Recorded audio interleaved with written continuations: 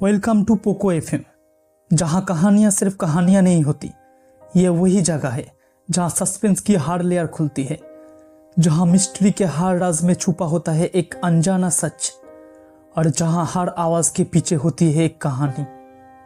जैसे कि detective stories, crime thrillers, horror tales और रियलिस्टिक मिस्ट्रीज, सब कुछ मिलेगा यहाँ। So plug in your earphones और खो जाओ कहानी की दुनिया में, जहाँ हर मोड़ पे मिलेगा एक नया ट्विस्ट। बेकर स्ट्रीट के फ्लैट में एक शांत सी दोपहर थी, जब शर्लक होम्स और मैं अपनी चाय पी रहे थे। होम्स अपने ही सोच में डूबा हुआ था और मैं न्यूज़पेपर पढ़ रहा था, जब एक नौजवान लेडी हमारे ड्राइंग रूम में एंटर हुई। उसका चेहरा थोड़ा सा परेशान और बेचैन लग रहा था, पर उसकी आंखों में एक अलग सी हिम्मत भी थी। होम्स ने अपनी चाय की कप टेबल पर रखी और उससे पोलिटली बोला, प्लीज बैठिए और आपका नाम बताइए। मेरा नाम है वायोलेट स्मिथ, उसने कहा, और उसका आवाज थोड़ा खिचखिचाता था। सूरी से आया हूं और मुझे आपसे एक अजीब और थोड़ा सा डिस्टर्बिंग बात शेयर करनी है। होम्स उसकी तरफ इंटरेस्ट से झुक गया। हमें बताइए मिस स्मिथ। वायलेट ने बताया कि उसके फादर एक म्यूजिशियन थे और उनकी डेथ के बाद वो और उसकी माँ काफ़ी मुश्किलें झेल रहे थे। कुछ दिन पहले एक अमेरिकन जेंटलमैन मिस्टर कारुदास और उसका साथी मिस्टर वुडली उनके पास आया और क्लेम किया कि वो उनके फादर की पुराने दोस्त थे। कारुदास ने वायलेट को एक अच्छी सैलरी पे गवर्नेंस की जॉब ऑफर की, उसके कंट्री हाउस चिल्टन ग्रैंज पे, जो सूरी के नियर में था। वायलेट ने यह ऑफर एक्सेप्ट कर लिया। होम्स ने सॉफ्टली पूछा, और आपको उसमें से कोई अजीब लगा? वायलेट के चेहरे पे एक अनईजी एक्सप्रेशन आया। मिस्टर वुडली वो बहुत ही बदतमीज और भलगर था। एक बार तो उसने मुझे जबरदस्ती प्रपोज भी कर दिया था, और जब मैंने मना किया तो उसने मुझे फोर्स करने की भी कोशिश की। मिस्टर कारुदास ने मुझे उससे बचाया और उस इंसिडेंट के बाद मिस्टर वुडली को घर से निकल दिया। होम्स के चेहरे पे एक स्लाइट क्यूरियोसिटी का एक्सप्रेशन था। और आपका कंसर्न क्या है मिस स्मिथ? वायलेट थोड़ी सी और बेचैन हो गई और बोली, जब से मैं वहाँ काम कर रही हूँ, मैं हर वीकेंड अपनी माँ से मिलने के लिए बाइसाइकिल पे नियर बाई टाउन पे जाती हूँ, और हर बार मुझे लगता है कोई मुझे फॉलो कर रहा है। एक अजीब सा आदमी जो साइकिल पे होता है, और जब मैं रुक जाता हूँ वो भी रुक जाता है, पर वो आदमी मेरे पास कभी नहीं आता, सिर्फ दूर से मुझे देखता है। वाटसन और मैं एक दूसरे की तरफ देखा। होम्स ने काम वॉइस में कहा, बहुत इंटरेस्टिंग, और आपने इसका मेंशन किसी और से किया? सिर्फ मिस्टर कारुदास से। उन्होंने मुझे कहा कि वो भी इस बारे में देख रखेंगे, पर मुझे लगता है मैं किसी बड़े डेंजर में हूं। होम्स ने अपने फिंगर टिप्स को टुगेदर किया और बोला, हमें आपका केस लेना होगा। यह पहली बार नहीं है जब एक सॉलिटरी साइकिलिस्ट ने किसी यंग लेडी के फेट को इफेक्ट किया हो। मिस वायलेट स्मिथ का बात सुनकर होम्स के चेहरे पे वही पुराना शार्प एक्सप्रेशन आ गया, जैसे उसका दिमाग किसी डीप कैलकुलेशन में चला गया हो। होम्स ने जेंटली कहा, मिस स्मिथ, क्या आप मुझे थोड़ा और बता सकती हैं? आपका जॉब कैसी है चिल्टन ग्रैंज में, और मिस्टर कारुदास का बिहेवियर भी?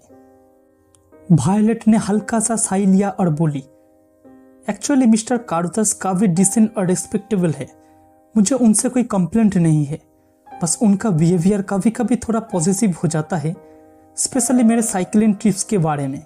वो ज़्यादा ही कॉन्सर्न होते हैं। वो कहते हैं कि मैं इतनी दूर अकेली साइकिल से न जाया करूं, लेकिन वो मुझे कभी रोकते भी नहीं। होम्स ने सॉफ्टली पूछा, और मिस्टर वुडली? वायलेट का चेहरा टाइटन हो गया।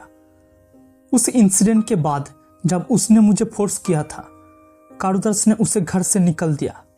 मैंने सुना है वो नियर बाई इन में रुकता है, और मुझे लगता है वो मुझे ही फॉलो करता है, पर मैं श्योर नहीं हूँ। होम्स ने पूछा, और वो साइकिलिस्ट, उसका फेस आपने देखा है? नहीं देखा, वो हमेशा दूर ही रहता है, और जब भी मैं रुक जाती हूँ वो या तो ट्रीज के पीछे छुप जाता है या फिर किसी मोड़ के डिसअपियर हो जाता है। होम्स ने अपने फिंगर टिप्स एक साथ किया और सीरियस टोन में बोला, मिस स्मिथ, ये केस हमें काफ़ी पिकुलियर लग रहा है। मैं आपसे रिक्वेस्ट करता हूँ, आप अपने रूटीन में कोई चेंज मत कीजिए। जैसे आप हर वीकेंड में अपने माँ से मिलने जाती है वैसे ही जाते रहिए और हम इस पे नज़र रखेंगे। वायलेट ने थैंक्स कहा और चली गई। जैसे ही वो रूम से गई, होम्स ने अपने चेयर से उठकर मेरी तरफ देखा। वाटसन, ये केस देखने में सिंपल लगता है पर यह सिंपल नहीं है। होम्स ने बोला, एक लड़की, एक क्रीपी फ्लावर, एक पॉजिटिव एम्प्लॉयर और एक डेंजरस मैन, ये सब एक ही जगह पर। मुझे इसमें कुछ सिनिसिटर्स मिल आ रहा है। तुम क्या सोच रहे हो होम्स? होम्स ने अपना हाथ उठाया और बोला, मैं सूरी जाने का प्लान बना रहा हूं और वाटसन तुम भी मेरे साथ चलोगे। हमें देखना है कि ये सॉलिटरी साइकिलिस्ट है कौन और वो किस वजह से मिस वायलेट को शैडो कर रहा है। अगले दिन होम्स और मैं सूरी के लिए निकल पड़े। ट्रेन का सफर स्मूथ था और होम्स पूरा टाइम साइलेंट था, सिर्फ अपने नोटबुक में कुछ लिखता रहा। सूरी स्टेशन पे हम दोनों उतरे और होम्स ने क्विकली कहा, वाटसन, हम पहले चिल्ड्रन ग्रेंज और उसके आसपास का एरिया का एक चक्कर लगाएंगे। मुझे देखना है कि इन्वायरमेंट कैसा है। हमने एक हॉर्स ड्रॉन कैब हायर की और थोड़ी देर में कंट्री रोड पे आ गया। गर्मी के मौसम में कंट्री साइड काफ़ी सुंदर लग रहा था, लेकिन होम्स के चेहरे पे एक इंटेंस एक्सप्रेशन बना रहा। कुछ देर के बाद हम एक नैरो रोड पे पहुंचे जो चिल्ड्रन ग्रेंज की तरफ जाता था। होम्स ने कैब रुकवाई और हम दोनों ने वॉक करना स्टार्ट किया। होम्स ने सॉफ्टली कहा, वाटसन, अब हम वायलेट स्मिथ के साइकिलिंग रूट पे है। ये वही रोड है जहाँ से वो हर संडे अपनी माँ से मिलने जाती है और जहाँ वो साइकिलिस्ट उससे फॉलो करता है। मैंने आसपास देखा, रोड के दोनों तरफ घना जंगल और फील्ड्स थी। ये वही जगह थी जहाँ कोई आसानी से छुप सकता है। थोड़ी देर बाद हम एक शार्प टर्न पे पहुंचे और होम्स ने अपनी वॉकिंग स्टिक से ग्राउंड एग्जामिन किया। फिर वो झुककर ग्राउंड पे कुछ देखने लगा। ये देखो वाटसन, होम्स ने पॉइंटेड किया, साइकिल के निशान, और देखने से लगता है ये रिसेंट है। टायर के मार्क्स काफ़ी फ्रेश हैं। मैंने भी देखना शुरू किया। सॉफ्ट मूड पे एक सिंगल टायर का मार्क क्लियरली दिख रहा था। होम्स ने मुस्कुराते हुए कहा, हमारा सॉलिटरी साइकिलिस्ट यहाँ से गुजरा है और मुझे लगता है वो अभी भी आसपास ही है। तभी होम्स ने सडनली अपना हैंड मेरे शोल्डर पर रखा और व्हिस्पर किया, लुक देयर। होम्स ने जहाँ पर पॉइंट किया, मैंने वहाँ पर देखा। थोड़े डिस्टेंस पे एक आदमी साइकिल पे था। वो एक टॉल और स्ट्रॉन्ग फिगर था और वो हमसे पीछे मुड़कर दूर जा रहा था। होम्स ने सॉफ्टली कहा, वही आदमी है, देखा तुमने? जैसे ही हम आए वो चल दिया और वो पीछे देखता भी जा रहा है। मैंने क्विकली कहा, क्या हम उसका पीछा करें? होम्स ने स्लो स्माइल के साथ कहा, नहीं वाटसन, आज नहीं। पहले हमें और भी कुछ चीजें समझनी है। पहले हम चिल्टन ग्रेंज चलेंगे और मिस्टर कैरोथस से पर्सनली मिलेंगे। होम्स ने अपना यूजुअल काम वॉइस में कहा, और मुझे लगता है ये केस जितना लगता है उससे कहीं ज्यादा डेंजरस है। होम्स और मैं चिल्टन ग्रेंज की तरफ बढ़ने लगे। ये एक बड़ा सा पुराना कंट्री हाउस था जो थोड़ा आइसोलेटेड लोकेशन पे बना हुआ था। उसके चारों तरफ डेंस ट्रीज और वाइड ओपन ग्राउंड्स थे। हमने बेल रिंग की और कुछ ही देर में एक सर्वेंट ने दरवाजा खोला। होम्स ने पोलाइटली कहा, मिस्टर कैरोथस से मिलना है, प्लीज उन्हें बताइए कि शर्लॉक होम्स उनसे बात करना चाहता है। सर्वेंट ने हमसे नाम सुनते ही एक बार शॉक में देखा और फिर तुरंत अंदर चला गया। कुछ ही मिनट में एक टॉल और थोड़ा स्ट्रिक्ट लुकिंग जेंटलमैन आया, मिस्टर कैरोथस। होम्स ने अपना इंट्रोडक्शन दिया और मिस्टर कैरोथस ने हमें ड्राइंग रूम में इनवाइट किया। कैरोथस ने कारियस होकर पूछा, तो मिस्टर होम्स, क्या मिस वायलेट स्मिथ ने आपको भेजा है? क्या वो ठीक है? होम्स ने कामली रिप्लाई किया, उन्होंने हमसे कांटेक्ट किया था और हम ये समझना चाहते हैं कि आखिर उसके आसपास ऐसा क्या हो रहा है जो उसके लिए डिस्टर्बिंग हो सकता है। कारुदर्श का चेहरा थोड़ा टेंस हो गया। मैं समझ सकता हूँ, उसने मुझे भी बताया था कि कोई उसका पीछा करता है जब वो साइकिलिंग पे जाता है। ये बहुत ही सीरियस बात है, मैं भी इस बारे में वरीड हूँ। होम्स ने स्लो टोन में पूछा, क्या आपको आइडिया है कि वो कौन हो सकता है? कारुदर्श ने आंखों में थोड़ा सा गुस्सा ले आते हुए कहा, मुझे लगता है वो उडली ही है। मैं उससे जानता हूँ, वो बदतमीज और वायलेंट आदमी है। उस दिन उसने वायलेट के साथ बदतमीजी की और मैंने उससे यहाँ से निकल दिया। तब से वो आसपास ही घूम रहा है। मुझे लगता है वो ही उसका पीछा करता है। होम्स ने पूछा, क्या उसके पास कोई मोटिव हो सकता है मिस स्मिथ को हार्म करने का? कारुदर्श ने थोड़ा पॉज लिया और फिर कन्फ्यूज्ड किया। मैं उससे पसंद करता हूँ और मैं सोच रहा था कि मैं उससे अपने दिल की बात कहूँ, लेकिन उसकी इज्जत करता हूँ और उसकी सेफ्टी मेरी जिम्मेदारी है। होम्स ने एक स्लाइट नोट दिया और बोला, मैं आपकी हॉनेस्टी की कदर करता हूँ मिस्टर कारुदर्श, और मैं ये भी कहना चाहता हूँ, ये केस में कोई और भी ट्विस्ट हो सकता है जिसे हम दोनों नहीं समझ रहे। कारुदर्श ने सीरियस होकर कहा, अगर आप कुछ भी जान पाए मिस्टर होम्स तो मुझे जरूर बताइए। होम्स ने मुस्कुराते हुए कहा, बिल्कुल, और मुझे लगता है मुझे थोड़ा और इन्वेस्टिगेशन करना होगा।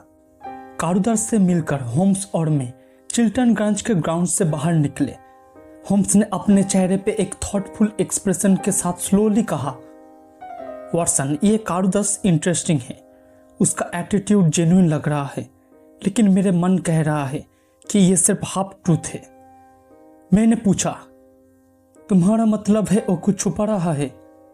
होम्स ने हल्की मुस्कान के साथ कहा,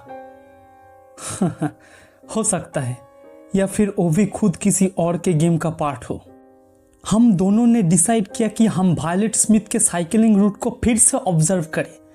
यह बार बार होम्स का मेथड था कि इसके एलिमेंट्स को दोबारा देखना और फिर अपने ऑब्जर्वेशन पे रिली करना। हमने नैरो लेन से वॉक करना शुरू किया। थोड़ी देर के बाद होम्स ने मुझे शोल्डर से पकड़कर रुकवाया और स्लोली एक पॉइंट की तरफ इंडिकेट किया। वॉटसन देखो, होम्स विस्पर्ड। दूर से एक साइकिलिस्ट आ रहा था, वही आदमी जिसे हमने पहले देखा था, पर इस बार वो स्ट्रेट वायलेट के पीछे चल रहा था जो अपने साइकिल पे आगे जा रही थी। शायद वायलेट को पता नहीं थी कि कोई उसके पीछे है। साइकिलिस्ट ने सातरे दिमाग के साथ थोड़ी ही दूर से उसका पीछा कर रहा था, बिना कोई आवाज किए। होम्स और मैं तुरंत एक पेड़ के पीछे छुप गए। होम्स ने स्लोली कहा, यह देखने का परफेक्ट मोमेंट है, चलो देखें ये आदमी क्या करता है। साइकिलिस्ट ने वायलेट को ओवरटेक नहीं किया, सिर्फ उसके पीछे दूर से चलता रहा। फिर वायलेट एक मोड़ पे गई और जैसे ही वो आंखों से आउट हुई, साइकिलिस्ट ने भी स्पीड बढ़ा ली और उसके पीछे डिसअपियर हो गया। होम्स ने तुरंत कहा, अगर हम उसका पीछा करते तो वो शायद चौकन्ना हो जाता। हमें इसको डिफरेंट वे से हैंडल करना होगा। मैंने पूछा, तुम्हारा प्लान क्या है? होम्स ने स्माइल करते हुए कहा, मैं कल खुद वायलेट स्मिथ की जगह साइकिल चलाऊंगा और देखूंगा कि ये मिस्ट्री मैन मुझे भी फॉलो करता है या नहीं। मैंने स्लाइटली सरप्राइज होकर कहा, तुम और साइकिल? होम्स ने सॉफ्टली कहा, हाँ, और वॉटसन, मुझे लगता है इस साइकिलिस्ट का राज इस वीकेंड पे खुलेगा, इसलिए कल तुम भी मेरे साथ रहोगे ताकि अगर जरूरत पड़ी तो हम उसे कन्फ्रंट कर सके।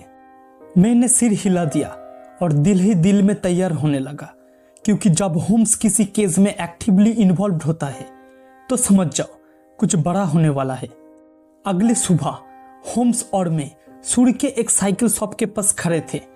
होम्स ने एक स्ट्रॉन्ग और प्लेन साइकिल रेंट की और उस पे बैठते वक्त अपने यूजुअल ड्राई टोन में बोला, वॉटसन, मुझे लगता है तुम मुझे साइकिल पे देखकर हैरान हो, लेकिन बिलीव मी, मैं बचपन में इस आर्ट में काफी एक्सपर्ट था।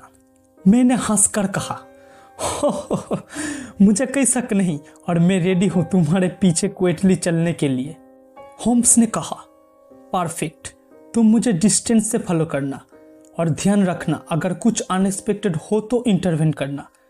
मैं वायलेट स्मिथ की तरह बिहेव करूंगा और देखते हैं ये सैड वन कैसे रिएक्ट करता है। हम दोनों ने अपनी पोजीशन ले ली और होम्स ने साइकिलिंग स्टार्ट किया, बिल्कुल उसी तरह जैसे मिस वायलेट करती थी। होम्स ने अपनी स्पीड मॉडरेट रखी और मैं थोड़ा डिस्टेंस पे उसके पीछे चला। ये नैरो और साइलेंट कंट्री साइड रोड था, दोनों तरफ घना जंगल और फील्ड्स। मौसम थोड़ा क्लाउडली था और हवा में एक स्ट्रेंज सी टेंशन थी। कुछ ही देर बाद मैंने देखा एक साइकिलिस्ट क्विकली होम्स के पीछे आ रहा था। वो वही टॉल और डार्क फिगर था जिसे हमने पहले देखा था। इस बार भी उसने सेम टैक्टिक यूज की, बिल्कुल साइलेंट और डिस्टेंस बना के पीछा करना। होम्स अपने साइकिलिंग में बिल्कुल कैजुअल था, जैसे उसे पता ही नहीं कि कोई उसका पीछा कर रहा। पर मैं क्लियरली देख सकता था वो आदमी बार बार होम्स की तरफ नजर डाल रहा था, जैसे वो ये कंफर्म कर रहा था कि वो इंडेड मिस वायलेट है या नहीं। थोड़ी देर के बाद होम्स ने एक नैरो लेन में मोड़ ले लिया और जैसे ही वो डिसअपियर हुआ वो साइकिलिस्ट भी उसके पीछे मुड़ गया। मैंने ये सीन देखा और तुरंत अपने स्पीड बढ़ा दी, पर उसी वक्त होम्स ने मुझे एक सडन सिग्नल दिया, एक शार्प हैंड वेव से, मतलब कि मुझे रुकना है। मैं तुरंत रुक गया और ट्रीज के पीछे छुप गया।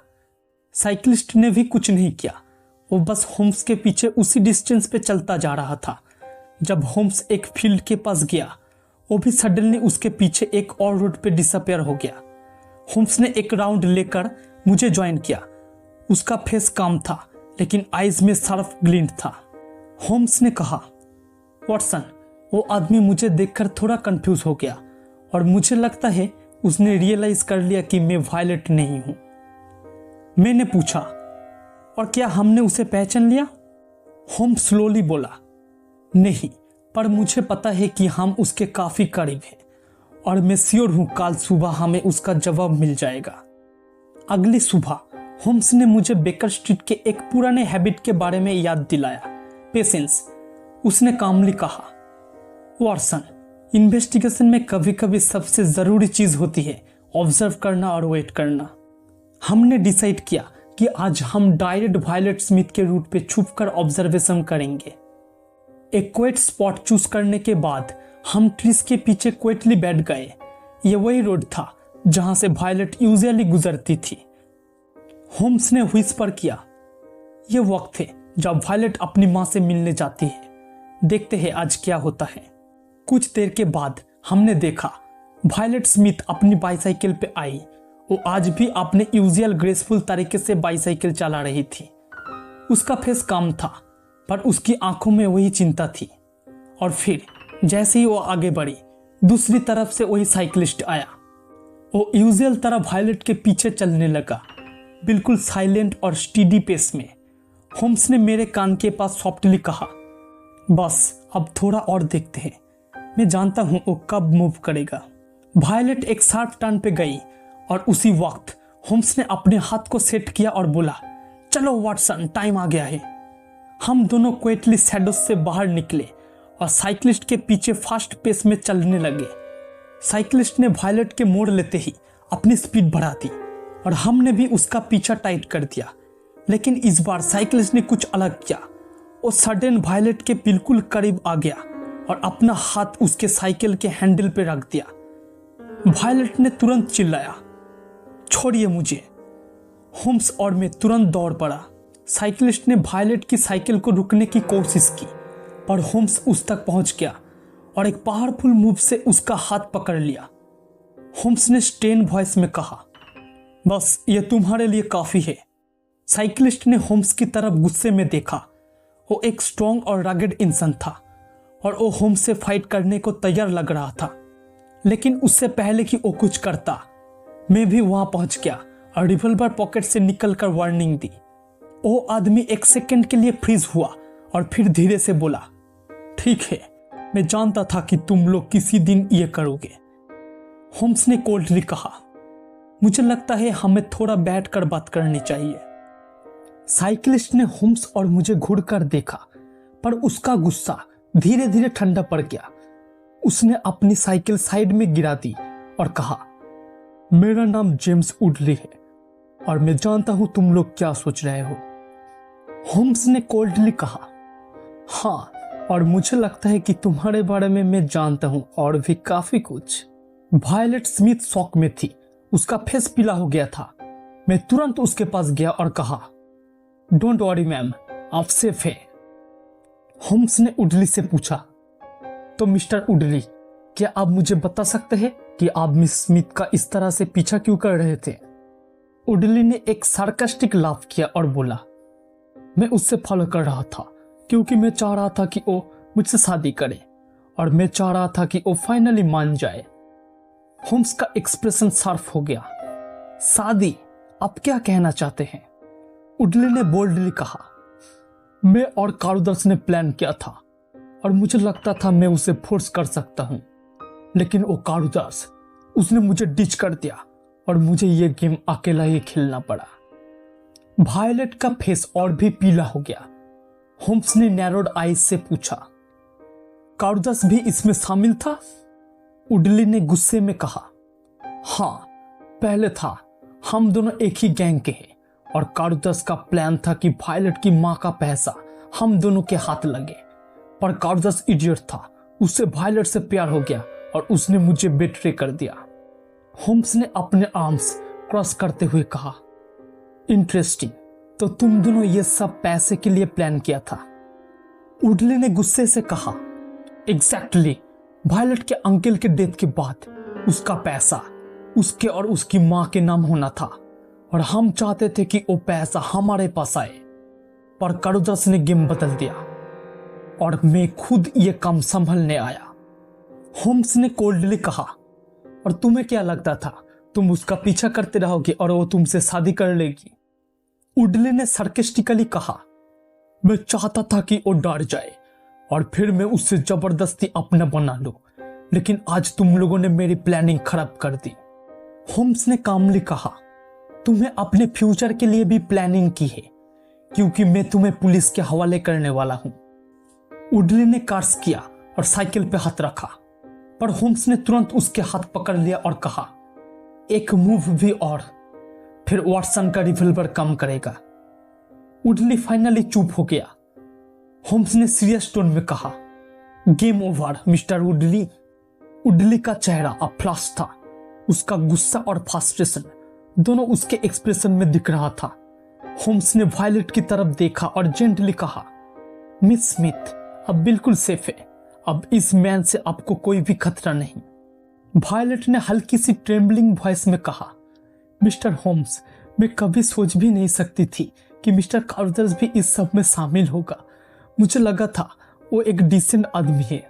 होम्स ने सॉफ्ट टोन में कहा, कभी कभी क्रिमिनल्स भी एक टाइम पे डिसेंट लगते हैं और कभी कभी डिसेंट लोग भी गलत रास्ते पे चले जाते हैं। मैंने उडली से स्टेन टोन में पूछा, और तुम्हें लगा तुम इस तरह से किसी लड़की को फोर्स कर पाओगे? उडली ने गुस्से में कहा, मुझे कारुदर्श ने डिच किया, मैं सिर्फ अपना हिस्सा चाह रहा था। होम्स ने क्विटली कहा, हाँ, और तुम्हें लॉ का भी हिस्सा मिलेगा मिस्टर उडली।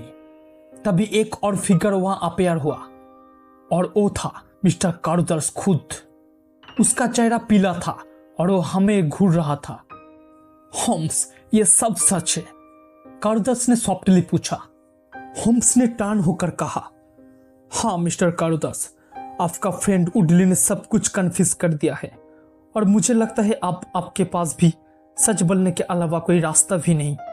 कारुदर्श ने अपने हेड झुकाया और स्लो वॉइस में कहा, मुझे अफसोस है मिस स्मिथ, मैं इस सब में शामिल था, लेकिन मैंने कभी नहीं चाहा था कि आपको कोई भी हार्म करे। पहले मैं और उडली एक ही प्लान का पार्ट था। हमने सोचा था कि आपका पैसा हम किसी तरीके से हासिल कर लेंगे। वायलेट ने सेकंड वॉइस में कहा, लेकिन आप तो मुझसे इतना अच्छा बिहेव करते थे। कारुदर्श ने सैड टोन में कहा, मुझे आपसे सच में प्यार हो गया था और तभी मैंने उडली का साथ छोड़ दिया। मैं आपको प्रोटेक्ट करने चाहता था, इसलिए मैं भी आपके पीछे छुपकर चलता था, सिर्फ ये देखने के लिए कि उडली आपके आसपास ना आए। होम्स ने थोड़ा सॉफ्टली कहा, और इसलिए तुम उडली से दोस्ती भी तोड़ दिए और उसे घर से भी निकल दिया। कारुदर्श ने स्लोली सिर हिला दिया। हाँ, मैं बस स्मिथ को सेफ रखना चाहता था। वायलेट ने कॉन्फ्यूज होकर कहा, मुझे पता नहीं मैं क्या कहूं। होम्स ने कामली कहा, जो भी हो, अब सब कुछ क्लियर हो चुका है और अब हमें सिर्फ एक काम करना है, इन दोनों जेंटलमैन को अथॉरिटीज के हवाले करना। कारुदास ने क्विटली कहा, मैं अपने किए का सजा भुगतने को तैयार हूं। होम्स ने फाइनली कहा, गुड, क्योंकि सच का सामना करना ही इंसानियत का असली टेस्ट होता है। कारुदास ने अपना हेड झुकाए रखा और उडली अपने यूजुअल रूड एक्सप्रेशन के साथ घूरता रहा। होम्स ने कामली कहा, वाटसन, तुम पुलिस को बुलाने जाओ, मैं यहां इन दोनों जेंटलमैन पे नजर रखता हूं। मैंने तुरंत नियर बाई टाउन की तरफ रुक किया और थोड़ी देर में एक कांस्टेबल के साथ वापस आया। पुलिस ने उडली और कारुदास दोनों को कस्टडी में ले लिया। वायलेट स्मिथ, जो अब भी थोड़ी सेकंड थी, होम्स के पास आई और सॉफ्टली बोली, मिस्टर होम्स, मुझे आपका शुक्रिया कैसे अदा करूं? अगर आप नहीं होते तो शायद मैं। होम्स ने उसकी बात जेंटली काट दिया और कहा, मिस स्मिथ, आपका करेज और पेशेंस ही आपकी असली स्ट्रेंथ थी। आपने जो भी फेस किया उसमें आपने हिम्मत नहीं हारी। वायलेट ने आइस में ग्रेटिट्यूड के साथ कहा, फिर भी आप दोनों ने मेरी जिंदगी बचाई। होम्स ने सॉफ्टली मुस्कुराते हुए कहा, वाटसन और मैं सिर्फ अपना फर्ज निभा रहे थे। कारुदास ने पुलिस के सामने कन्फेस किया कि उसका और उडली का पहले से ही प्लान था, वायलेट स्मिथ और उसकी मां के हेरिटेज पे कब्जा करने का। उनका प्लान था कि उडली जबरदस्ती वायलेट से शादी करे और बाद में उसका पैसा ले ले। लेकिन जब कारुदास को वायलेट के लिए असली फीलिंग्स होने लगी, तब उसने प्लान से अपने आप को अलग कर लिया और सीक्रेटली वायलेट को प्रोटेक्ट करने लगी।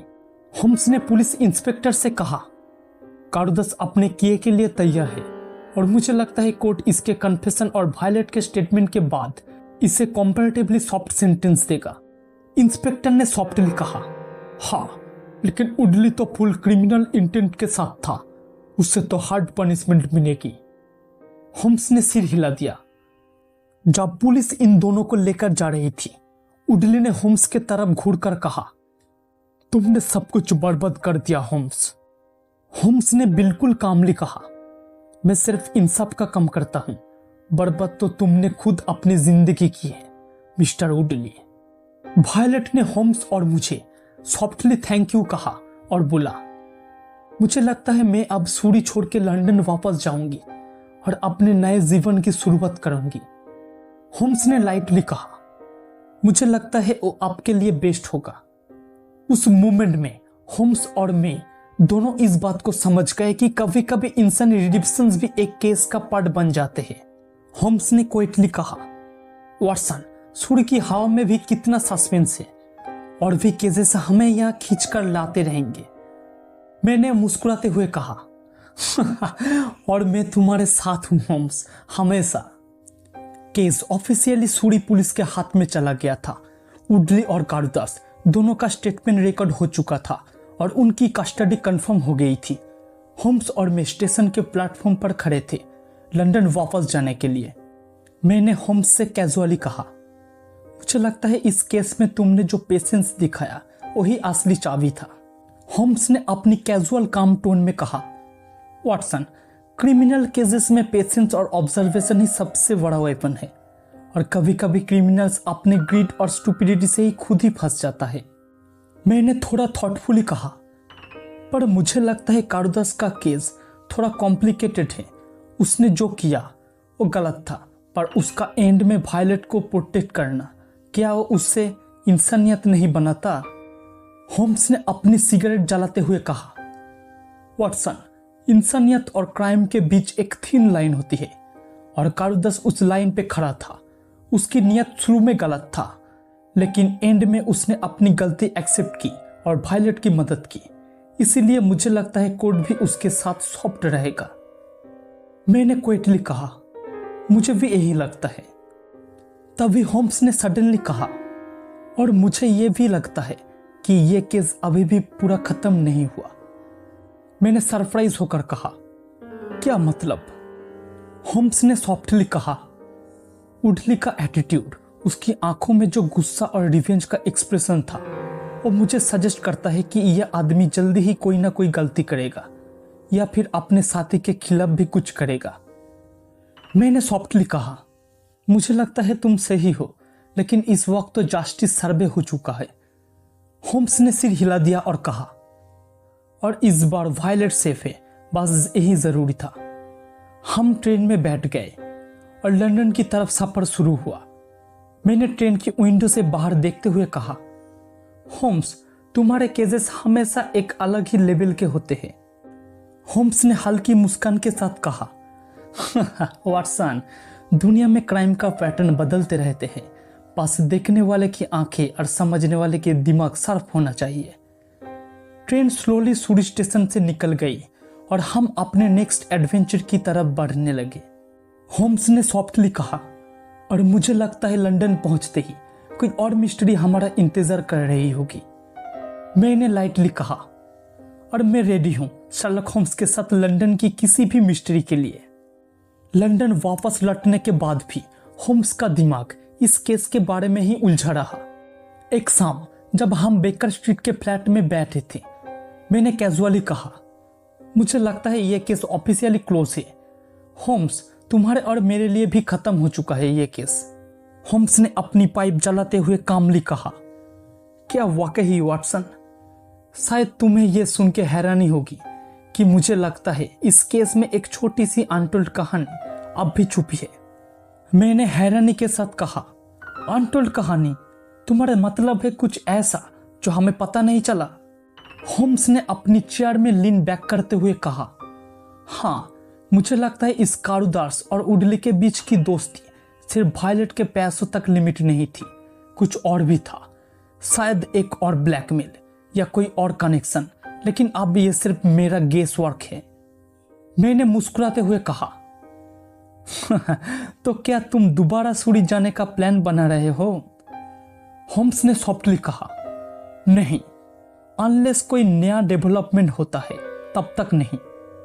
तभी डोरबेल बजी और मिसेस हडसन ने एक लेटर लेकर दिया। होम्स ने लेटर खोला और पढ़ते ही उसके लिप्स पे एक फेंट स्माइल आई। मैंने पूछा, क्या है? होम्स ने लेटर मुझे दिया। यह लेटर वायलेट स्मिथ का था।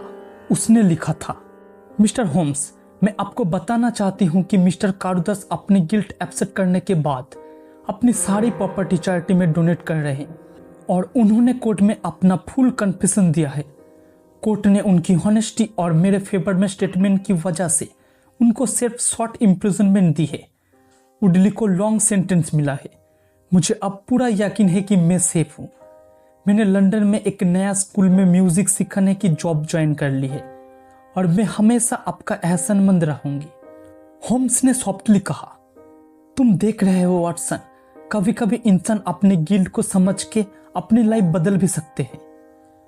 मैंने क्विटली कहा, और यह केस भी तुम्हारे लिस्ट में एक और मेमोरेबल एडवेंचर बन गया। होम्स ने पाइप का एक हल्का पाप लेते हुए कहा, वाटसन, हर केस एक पैटर्न है और इस पैटर्न में इंसानी नेचर की एक नई पहलू होती है। मुझे उस मोमेंट में रियलाइज हुआ, होम्स के लिए यह सिर्फ एक और केस नहीं था, बल्कि एक और इंसानी कहानी थी जो उसके ऑब्जर्वेशन और जस्टिस के नजरिए का एक पार्ट बन चुकी थी। उस रात होम्स और मैं बेकर स्ट्रीट के ड्राइंग रूम में फायरप्लेस के सामने बैठे थे। बाहर हल्की सी बारिश हो रही थी और लंदन का मौसम अपने यूजुअल ग्लोमी मूड में था।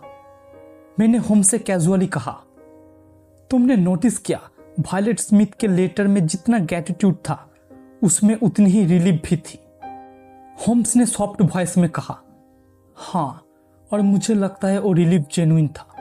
उसने अपना बड़ा खतरा खत्म कर दिया है और एक नया जीवन की शुरुआत की है। मैंने थोड़ा सोचकर कहा, और कारूदास भी अपने गिल्ट के बाद चेंज होने का रास्ते पे है। क्या तुम्हें लगता है ऐसे लोग वाकई अपनी जिंदगी सुधार लेते हैं? होम्स ने हल्की मुस्कान के साथ कहा, वाटसन, कभी कभी इंसान की एक मिस्टेक ही उसका टर्निंग पॉइंट होती है और कारूदास जैसे लोग जो एटलीस्ट अपनी गलती मानने की हिम्मत रखते हैं, उनमें सुधार की पॉसिबिलिटी भी होती है। मैंने होम्स की तरफ देखते हुए कहा, पर मुझे लगता है उडली जैसा इंसान कभी नहीं बदलेगा। होम्स ने सिगरेट का हल्का पाप लेते हुए कहा, बिल्कुल सही। उडली जैसा लोग अपने ग्रीड और क्रिमिनल इंस्टिंक्ट के प्रिजनर होते हैं और वही उनकी बर्बादी का रीजन होता है। मैंने इंटरेस्ट से कहा, तुमने ये भी नोटिस किया होगा कि उडली वायलेट को सिर्फ पैसा और पोजीशन की नजर से देख रहा था, उसमें इंसानी इमोशंस की कोई जगह नहीं थी। होम्स ने सॉफ्टली कहा, और वही डिफरेंस था कारुदस और उडली के बीच। एक ने ग्रीड के आगे अपने इमोशंस को जीतने दिया और दूसरे ने अपने इमोशंस के सामने ग्रीड को खत्म कर दिया। मैंने क्वाइटली कहा, तुम्हारे एनालिसिस हमेशा इंटरेस्टिंग होते हैं होम्स। होम्स ने एक हल्की सी मुस्कान के साथ कहा, वाटसन, लोगों के नेचर को समझना ही तो मेरी कामयाबी का एक हिस्सा है। उस मोमेंट में मुझे रियलाइज हुआ कि होम्स के लिए केसेस सिर्फ क्राइम सॉल्व करना नहीं, बल्कि इंसानी कैरेक्टर को पहचानना का एक प्रोसेस है। तभी होम्स ने सडन टॉपिक चेंज करते हुए कहा, वाटसन, क्या तुमने देखा है, इस केस में हमने लॉ के साथ साथ इंसानी नेचर का भी एक कोर्ट रूम विटनेस किया। मैंने लाइटली कहा, और तुम उस कोर्ट रूम के हमेशा बेस्ट जज होते हो होम्स। होम्स ने सॉफ्टली हंसकर कहा, और तुम हमेशा मेरे सबसे लॉयल जुरर। अगली सुबह होम्स का मूड बिल्कुल फ्रेश था, जैसे एक केस क्लोज होने के बाद उसकी रेस्टलेस एनर्जी फिर से नई डायरेक्शन ढूंढ रही हो। मैं ब्रेकफास्ट टेबल पे था जब होम्स ने न्यूज़पेपर उठाया और कामली कहा, वाटसन, देखना, उडली का ट्रायल का न्यूज़ आज के पेपर में होना चाहिए। मैंने कैजुअली कहा, मुझे लगता है कोर्ट ने उसे डिजर्विंग सजा दी होगी। होम्स ने न्यूज़पेपर ओपन किया और हेडलाइंस पढ़ते ही एक लाइट नोट दिया, सूरी एसआईज ने जेम्स उडली को 7 ईयर्स हार्ड लेबर की सजा दी है। चार्ज, अटेम्प्ट फोर्स मैरिज, एजल्ट और कॉन्फेरेंसी टू डिफर्ड। मैंने सरप्राइज होकर कहा, 7 ईयर्स? मेरा तो मानना था इससे और भी ज्यादा मिलेगा। होम्स ने स्लोली कहा, कोर्ट ने कारुदस का स्टेटमेंट और वायलेट के फेवर में दिए गए एविडेंस को भी ध्यान में रखा होगा, और शायद कारुदस का कन्फेशन ने उडली के केस में भी सॉफ्टनिंग का काम किया हो। मैंने लाइटली कहा, एटलीस्ट वो अब सोसाइटी के लिए थ्रेट नहीं है। होम्स ने न्यूज़पेपर फोल्ड करते हुए कहा, हाँ, लेकिन मुझे लगता है उडली जेल से निकलने के बाद भी अपनी नेचर नहीं बदलेगा। ये भी हो सकता है वो वापस किसी और क्राइम में फंस जाए। मैंने होम्स की तरफ क्यूरियस होकर देखा और कहा, तुम हमेशा क्रिमिनल्स के माइंड को समझने में एक्सपर्ट रहे हो, पर मुझे लगता है तुम्हारे ये इंस्टिंक्ट कभी गलत नहीं होगा। होम्स ने मुस्कुराते हुए कहा, वाटसन, इंस्टिंक्ट और ऑब्जर्वेशन दोनों का कॉम्बिनेशन ही मेरा एसेस्ट है। ब्रेकफास्ट के बाद होम्स ने कैजुअली कहा, और हाँ वाटसन, मुझे एक लेटर भी आया है वायलेट स्मिथ से। उसने लिखा है कि उसने अपने म्यूजिक स्कूल ज्वाइन कर लिया है और वो खुश भी है। मैंने रिलीफ के साथ कहा, अच्छा है, मुझे लगता है वो डिजर्व करती थी एक पीसफुल लाइफ। होम्स ने सॉफ्टली कहा, और मुझे लगता है इस केस में उसका करेज सबसे बड़ा हीरो था। मैंने एग्री करते हुए कहा, हाँ, और तुम्हारा शार्प माइंड के साथ उसका करेज ही इस केस का सॉल्यूशन बना। होम्स ने क्वाइटली कहा, वाटसन, केसेस आते रहेंगे, पर हर केस एक नई कहानी और एक नया लेसन देकर जाता है। मैंने सॉफ्टली कहा, और मैं हमेशा तुम्हारे साथ रहूंगा इन कहानियों का विटनेस बनने के लिए। होम्स ने मुस्कुराते हुए कहा, हो, और तुम्हारे बिना तो मेरा वर्क इनकम्प्लीट है। उस दिन की शाम में होम्स और मैं बेकर स्ट्रीट के ड्राइंग रूम में बैठे थे। बाहर लंदन का मौसम ग्रे और थोड़ा मिस्टी था, एकदम वैसे ही जैसे होम्स का केस में सस्पेंस होता है। मैंने कैजुअली कहा, होम्स, मुझे लगता है वायलेट स्मिथ ने जो स्टेंज और करेज दिखाया वो भी इसी केस का एक इम्पोर्टेंट एस्पेक्ट था। होम्स ने सॉफ्टली कहा, बिल्कुल वाटसन, और ये भी प्रूफ है कि इंसानी विल पावर का कोई मैच नहीं होता। मैंने स्लाइटली नर्वस होकर पूछा, लेकिन मुझे एक बात अभी भी कंफ्यूज करती है। कारुदस ने जब उडली के साथ मिलकर यह सब प्लान किया, तो क्या उसने उस वक्त सोचा था कि वो वायलेट से इमोशनली कनेक्शन फील करेगा? होम्स ने अपनी पाइप से हल्की सी स्मोक लेते हुए कमली जवाब दिया, वॉटसन, इंसान जब किसी दूसरे इंसान के साथ वक्त बिताता है तो इमोशंस डेवलप होना नेचुरल है।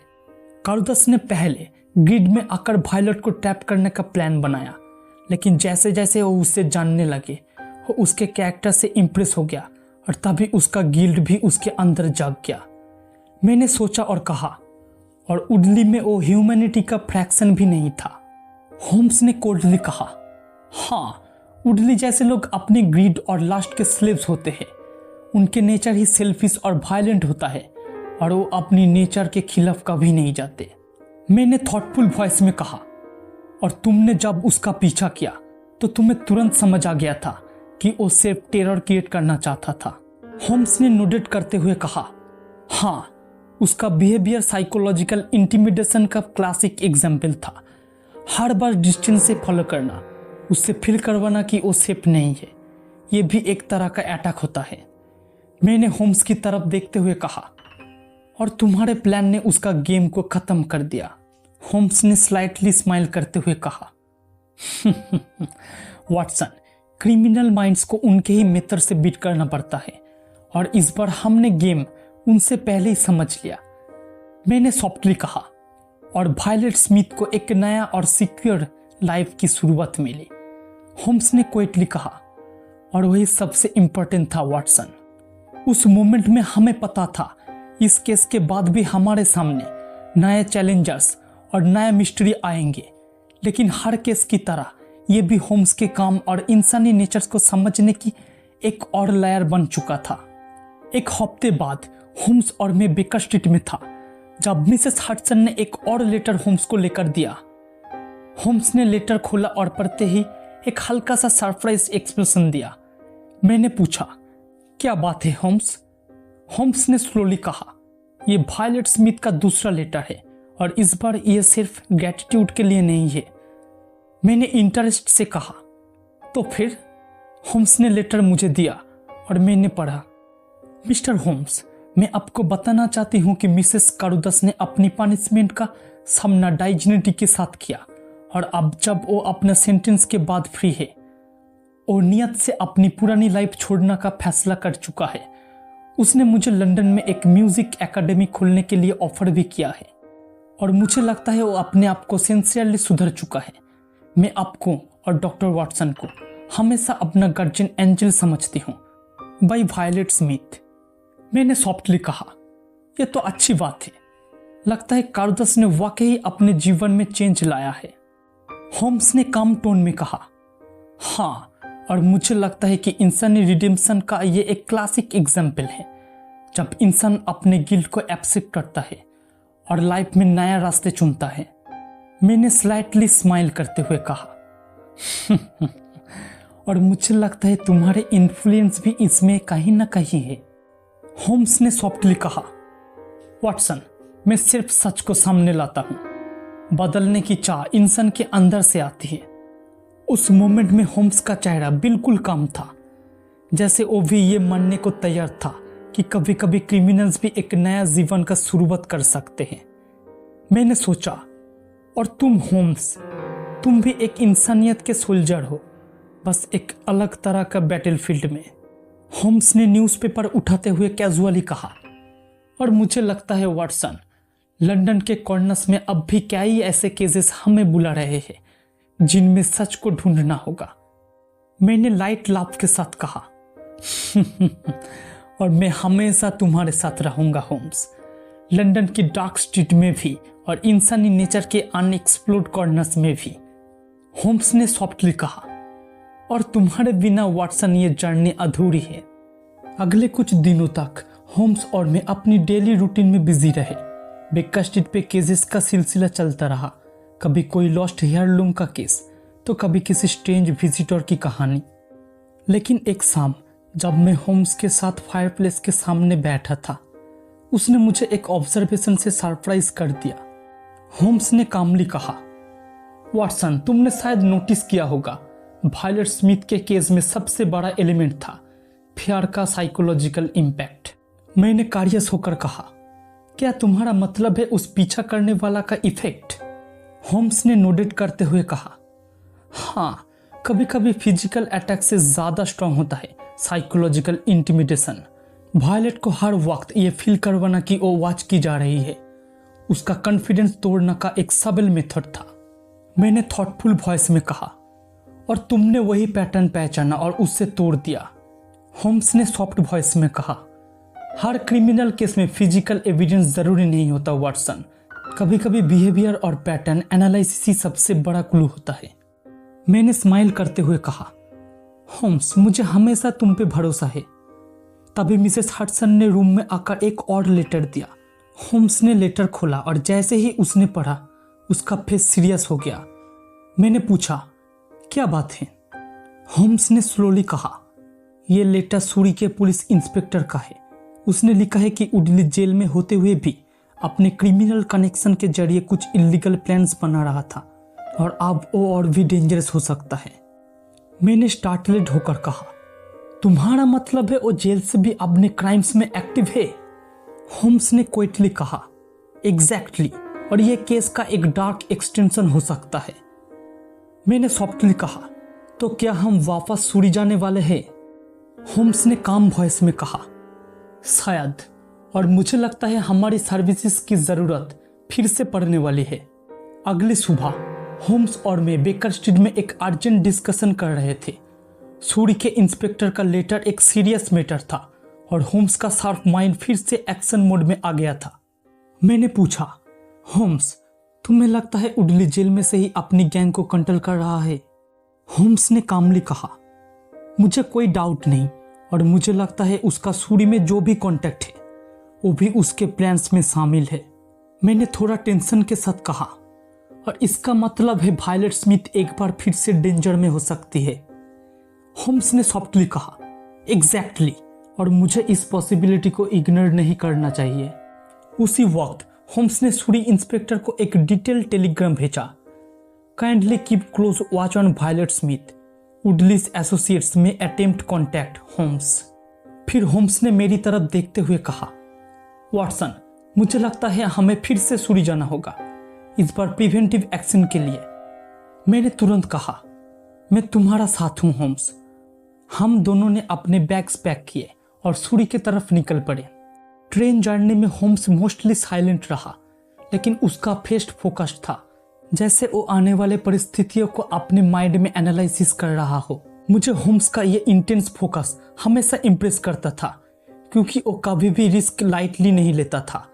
सूरी पहुंचते ही हमने इंस्पेक्टर से कांटेक्ट किया। इंस्पेक्टर ने हमें बताया, होम्स आपका सस्पिशियन सही था, वायलेट स्मिथ के आसपास कुछ अननोन लोगों की एक्टिविटीज रिपोर्ट हुई है। हमने मिस स्मिथ को इन्फॉर्म रखा है और वो फाइनल अपने म्यूजिक स्कूल में सेफ है। होम्स ने सॉफ्टली कहा, गुड वर्क, लेकिन मुझे लगता है मुझे पर्सनली उससे मिलना चाहिए। इंस्पेक्टर ने एग्री करते हुए कहा, बिल्कुल, और हम भी डिस्क्रीटली उसकी सिक्योरिटी पर नजर रखेंगे। होम्स और मैं वायलेट के म्यूजिक स्कूल गए, जहां वायलेट ने हमें देखकर रिलीफ के साथ वेलकम किया। उसकी आंखों में थोड़ा डर और थोड़ा ट्रस्ट भी था। वायलेट ने सॉफ्टली कहा, मिस्टर होम्स मुझे लगता था यह सब खत्म हो गया था, पर अब आपको देखकर मुझे लगता है मैं सेफ हूं। होम्स ने जेंटली कहा, डोंट वरी मिस स्मिथ, मैं यहाँ हूँ। वायलेट स्मिथ के म्यूजिक स्कूल में एटमॉस्फेयर काम था, लेकिन उसकी आंखों में एक छुपा हुआ कंसर्न क्लियरली दिख रहा था। होम्स ने उसे जेंटली पूछा, मिस स्मिथ क्या आपने रिसेंटली किसी सस्पिशियस एक्टिविटी नोटिस किया? वायलेट ने थोड़ा सोचकर कहा, सिर्फ एक बार। पिछले हफ्ते एक अजीब आदमी मुझे रोड पर फॉलो कर रहा था। मैंने समझा शायद मैं ही अननेसेसरली पैरानॉइड हूं, लेकिन अब लगता है वो मेरा डाउट सही था। होम्स ने सॉफ्टली कहा, क्या आप उस आदमी की चेहरे को आइडेंटिफाई कर सकती है? वायलेट ने थोड़ा सोचते हुए कहा, वो आदमी टॉल था और डार्क कोट पहना था, लेकिन उसका चेहरा शैडो में था। मैं बस इतना कह सकती हूँ कि वो मुझे कॉन्टिन्यूअसली घूर रहा था। होम्स ने कामली कहा, इसका मतलब है उडली जेल के बाहर भी अपने कॉन्टैक्ट्स के थ्रू आपको टारगेट करवाना चाहता है। मैंने वॉरी के साथ कहा, होम्स इसका मतलब है कि वायलेट अभी भी रियल डेंजर में है। होम्स ने सॉफ्टली कहा, यस, और हमारा पास वक्त कम है। होम्स ने वायलेट से फर्मली कहा, मिस स्मिथ, मैं चाहता हूं आप अपने स्कूल के अंदर ही रहे जब तक मैं और इंस्पेक्टर ये कंफर्म न कर ले कि आपको खतरा नहीं है। वायलेट ने ट्रस्ट के साथ कहा, जैसा आप कहेंगे मिस्टर होम्स। होम्स और मैं म्यूजिक स्कूल से बाहर आए और इंस्पेक्टर के साथ एक डिटेल प्लान डिस्कस किया। इंस्पेक्टर ने कहा, हम अपने ऑफिसर्स को प्लान के क्लॉथ्स में वायलेट के आसपास गार्ड के रूप में तैनात कर देंगे। होम्स ने नोटेड करते हुए कहा, मैं भी एक नाइट वॉच अरेंज करूंगा और मैं खुद भी वायलेट के आसपास रहूंगा। उसी रात होम्स और मैं वायलेट के स्कूल के बाहर क्वाइटली छुपकर भिगिल रखे हुए थे। रात के अंधेरे में लंदन की स्ट्रीट्स साइलेंट और इरी लग रही थी। होम्स ने व्हिस्पर किया, वाटसन, मुझे लगता है ये आदमी आज ही अपना मूव करेगा। मैंने सॉफ्टली कहा, और हम तैयार रहेंगे। और बिल्कुल तभी एक शैडोई फिगर क्वाइटली वायलेट के स्कूल के एंट्रेंस की तरफ आते हुए दिखा। होम्स ने तुरंत अपना हैंड सिग्नल दिया और हम दोनों साइलेंटली उस शैडो की तरफ बढ़ने लगे। वो शैडोई फिगर स्कूल के एंट्रेंस की तरफ चुपके से बढ़ रहा था और हम दोनों भी उसके पीछे चुपके से जा रहे थे। और तभी होम्स ने एक शार्प कमेंट दी, वहीं रुको। वो आदमी स्टार्टलेड होकर सडनली टर्न हुआ और तुरंत भागने की कोशिश की, लेकिन होम्स ने एक क्विक मूव में उसका हाथ पकड़ लिया और मैं भी तुरंत मदद के लिए आगे बढ़ा। उस आदमी ने स्ट्रगल किया, लेकिन होम्स की ग्रिप और मेरा फ्रीम होल्ड उसके लिए काफी था। इंस्पेक्टर और उसके मेन भी तुरंत आ गए और उस आदमी को पकड़ लिया। इंस्पेक्टर ने स्टर्न वॉइस में कहा, तुम कौन हो और यहाँ पर क्या कर रहे थे? होम्स ने कामली कहा, और मुझे लगता है तुम्हारे ऑर्डर्स जेल से आए थे। इंस्पेक्टर ने शार्पली कहा, इसका नाम स्टीफन विल्सन है, ये एक प्रीटी क्रिमिनल है और उडली का नॉन एसोसिएट। होम्स ने नोटेड करते हुए कहा, मुझे एग्जैक्टली यही लग रहा था। उडली ने जेल के अंदर से ही वायलेट स्मिथ को थ्रेटन करने का प्लान बनाया और इस आदमी को यूज केयर करने भेजा। इंस्पेक्टर ने विल्सन को कस्टडी में लेते हुए कहा, अब ये कोर्ट में अपना हिसाब देगा। होम्स ने वायलेट स्मिथ को इन्फॉर्म किया, मिस स्मिथ, अब आप सेफ है। उडली के प्लान्स पूरी तरह फेल हो चुके हैं। वायलेट ने रिलीफ के साथ कहा, मिस्टर होम्स, मैं आपको कैसे थैंक यू करूं? होम्स ने सॉफ्टली कहा, आपको सिर्फ एक काम करना है, अपनी लाइफ दोबारा फेयर के बिना जीना शुरू कर दीजिए। उस केस के बाद उडली को और भी स्ट्रिक्ट पनिशमेंट मिली और वायलेट स्मिथ ने अपनी म्यूजिक एकेडमी के साथ एक नई पीसफुल लाइफ शुरू की।